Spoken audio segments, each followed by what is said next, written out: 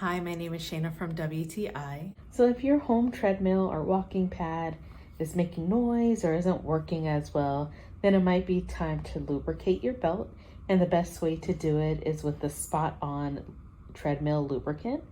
The spot-on treadmill lubricant is made with 100% high-quality silicone oil. And the applicator really made lubricating my belt really easy.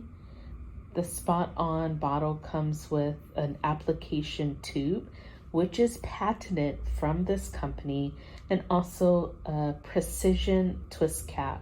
So not only are you able just to get the edges of your belt, but you're also able to get the middle of the belt to really make sure that your treadmill is well coated.